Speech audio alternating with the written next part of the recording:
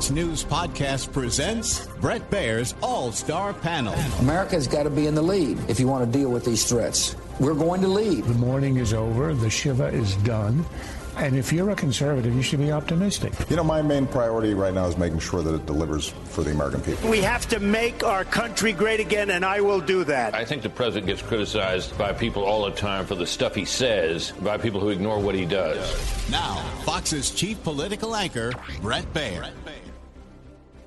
As President-elect Trump prepares for his second term, he let Americans hear how he's feeling about re-entering the White House, saying at a news conference at Mar-a-Lago on Monday this. One of the big differences between the first term, everybody was fighting me. In this term, everybody wants to be my friend. I don't know.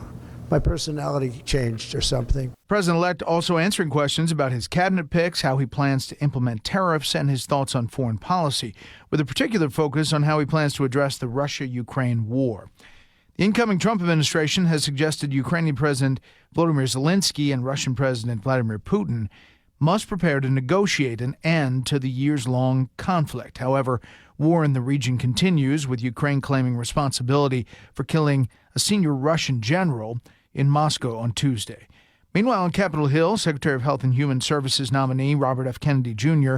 making the rounds, answering questions, drumming up support if he can among senators in hopes of securing his confirmation. To discuss this and more, we bring in our panel Chief Political Correspondent for the Washington Examiner, Byron York, Fox News Senior White House Correspondent Jacqui Heinrich, and Fox News contributor, host of the Richard Fowler Show, Richard Fowler. Jacqui, it seems like nominees are at least portraying that they're having good meetings on Capitol Hill, and I don't have a good sense of each nominee really having a firm head count on senators as they get ready to head towards hearings. I don't think that there's a firm head count for anyone because very few of these senators want to give a full-throated endorsement before these FBI background checks come back.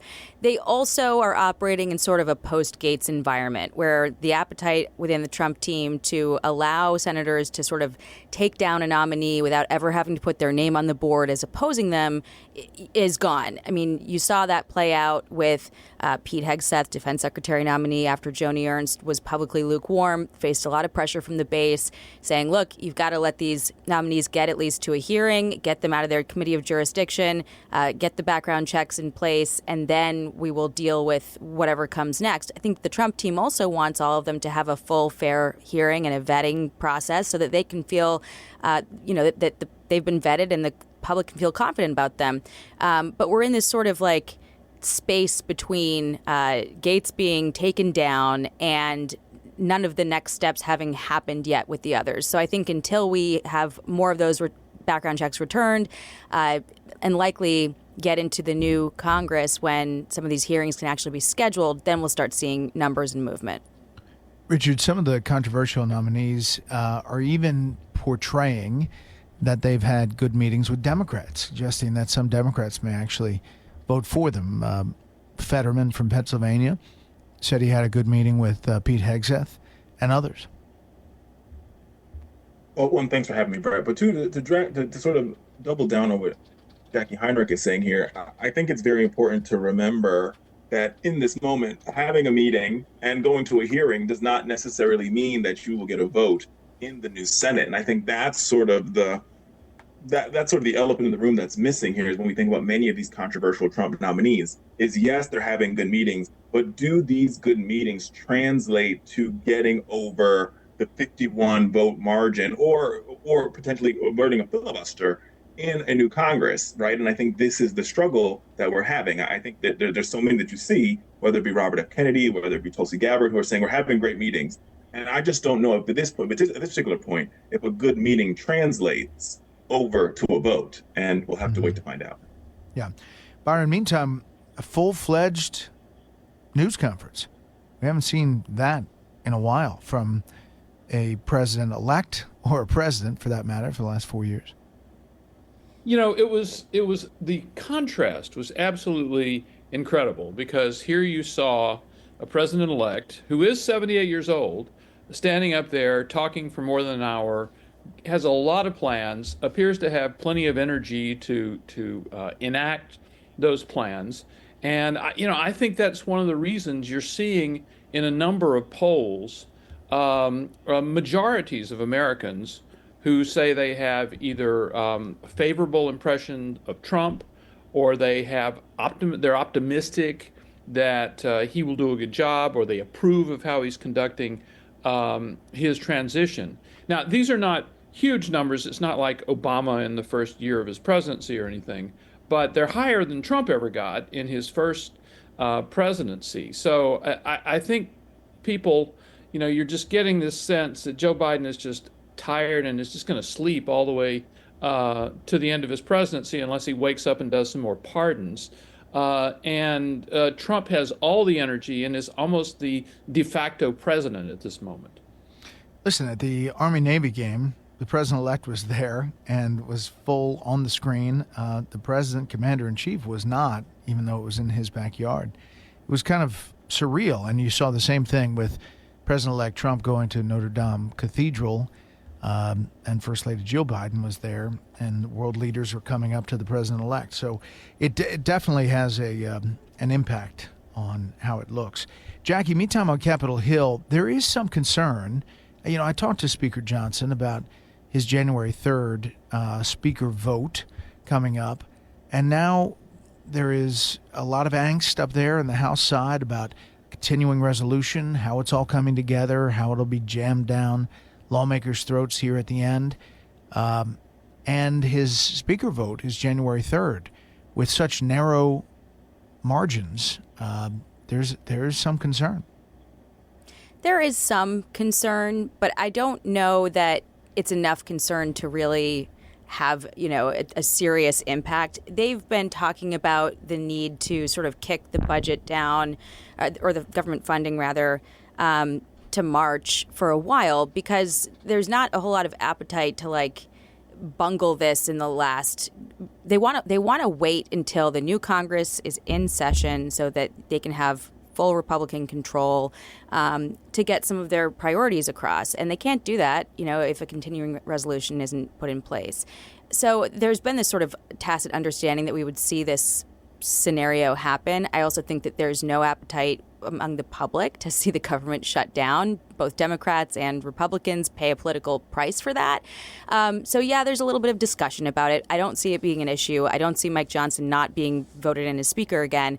I think what I'm more interested in, what I'm watching more closely, is the reconciliation process and whether they do what they put in the first package versus the second package. When you spoke to Mike Johnson, I think it was last week, he confirmed he was adopting the Senate's plan to do it in two tracks, get border across first because the American people want to see, quick action on that. But you also have the tax cuts extension. And if you don't get that in early, you could see a scenario where those tax cuts expire and you have the largest tax increase in American history happening under unified Republican control. If you don't put that in alongside the border piece, maybe you remove the incentive of a lot of these Republicans who come from different parts of the spectrum. I mean, the deficit hawks don't agree with the New York Republicans who want to increase the state and local tax deduction. But when you take away the border to get them all on the same page, it gets more difficult to pass. So I'm kind of watching the reconciliation process and which pieces of the agenda they try to get through first, because it gets very difficult once you do reconciliation 1 to even get a second reconciliation package across. Yeah. Their thought process is that that the tax piece is very complicated and would take likely months. So you couldn't potentially have a bill to vote on until May. And so you would have the start of this administration wanting to have this victory of some kind to show the American people that, we're serious about what we're doing, and not have it for a number of months. I guess that's what their thought is. Richard, a number of progressives sad that Alexandria Ocasio-Cortez lost her bid to become ranking member of the House Oversight Committee. Jerry Connolly defeated her in a vote taken by the Democratic caucus on Tuesday, 131 to 84. Is there a sign here that the Democratic Party is kind of moving away from the squad, from the progressives, and after this election, reevaluating things? I don't know if it's a sign that they're moving away from the progressive, and it's more of a sign that, the Congress, whether you're a Democrat or Republican, is one that favors seniority, right? And this is not the first time we've seen a vote like this go down. We also saw the vote for the messaging committee, or the study caucus. I can't remember the exact name, where it was Debbie Dingell versus Jasmine Crockett, and Jasmine Crockett also lost that election.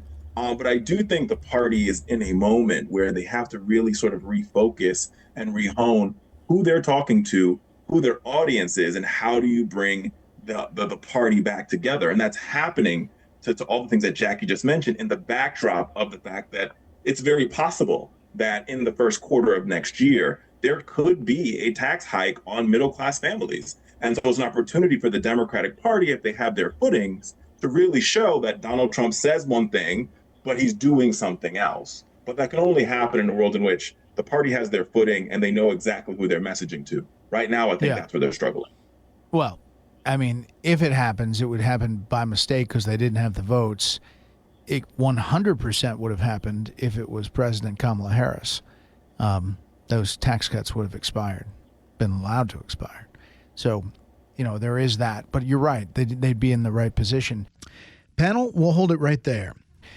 Byron, Joy Reid, always vocal, said about the AOC loss, at this point, almost nothing the Democratic Party does makes any damn sense. They're hanging on to their gerontocracy and their consultant class at the expense of their most loyal voters. And let's be clear, they'll be fine while our communities pay the price. So, not everyone is sad or happy about the holding on to tradition in the House. Well, I do think you have at least a couple of things going on inside the Democratic Party. One is, look, they're still digesting Kamala Harris's loss and why it happened and what they should do to be competitive and to fix the problems that they had in this last presidential election. And there still is a generational issue in some parts of Capitol Hill. I mean, a couple of years ago, you had, a president who was 80 years old, a speaker who was 80 years old, and the next 2-3 people in the Democratic Party in the House who were 80 years old. And now that's pretty much cleared out. And the Democratic leader, Hakeem Jeffries, is, in his late 40s. But you still have, there are reports that Nancy Pelosi, apparently from her hospital bed, was making calls on behalf of Connally in this fight with AOC and exerting a lot of influence. So the gerontocracy has not quite given up, and that's still a debate inside the Democratic Party. The Empire Strikes Back. Meantime, Jacqui, overseas, President-elect is forecasting this deal, negotiation, and there's a lot of people raising eyebrows, wondering if it's going to happen between Russian President Putin and Ukraine's President Zelensky. I don't know. He's forecasting confidence. He is. And then on the other hand, you have the Ukrainian ambassador saying that any discussion coming out of Russia that, purports to be serious about making a deal is just bluster and it's a lie. I think the Ukrainians are very suspect of any sort of, willingness on the Russian side to negotiate because, again, Putin could just pull out at any point in time and stop this war that he started. That's their perspective. And they have also now need to worry about a totally different posture from the U.S. and what that means for continuing support coming from other NATO countries, because the U.S. has always sort of led the way in terms of unlocking other capabilities and defenses from other NATO allies. I think that Biden's decision to lift the restriction on long-range missiles, shooting into Russia was sort of an effort to position Ukraine very well so that they could come to the negotiating table in a position of strength. But again, we're entering a part of the year where, as the ground gets more frozen, Ukraine is in a position where things get tougher and tougher as the year goes on. And also with the energy, attacks on energy infrastructure, they're in a tough spot and they're rightfully concerned. So I don't know what Trump knows that we don't.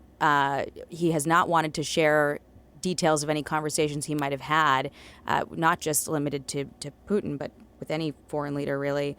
So we'll see. I mean, but it is certainly a high concern for not just Ukraine, but also neighboring countries, Poland, Finland, even. Mm-hmm. Yeah, Richard, I mean, there is a sense that Putin thinks he's winning, even though he's lost so many soldiers. Now North Korea has a significant presence along the border there with Ukraine, helping Russia. And there may be some move by Trump once he gets in office to level some serious sanctions on Russia to try to force Putin to the table. I think that would actually be promising if we saw the president-elect level some sanctions against the Russians in the move to get them to the table, in a move to end this conflict, which most Americans, whether you're on the Democratic side or the Republican side, while there seems to be support for Ukraine, they want this to come to an end because they understand, one, how much money it's costing the American people, and two, nobody wants to see war on their television screens every evening. So the question now for Team Trump is, how do we do this in a way that returns some normalcy to the Eurozone, and at the same time sort of preserves this idea that Trump is this leader that all the world leaders love? And this is a hard balance for him. But I would approve of sanctions. I think it's a step in the right direction. Mm-hmm. Last thing, Byron, today officially, Trump officially received enough electoral votes from the states to become president.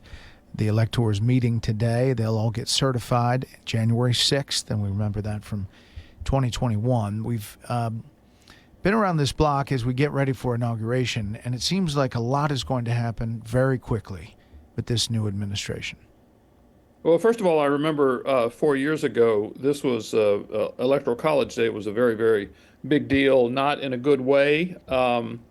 But so this year, it's very happy to have it be kind of an uneventful thing that almost nobody actually notices. So that is a good thing. And remember, I mean, last time in two elections ago, in 2016, you had Democrats making last-minute pleas for electors who were committed to Trump to just vote for somebody else. I mean, it was just a crazy time. And I do think now we have a little hint of normalcy, and it's incredibly welcome.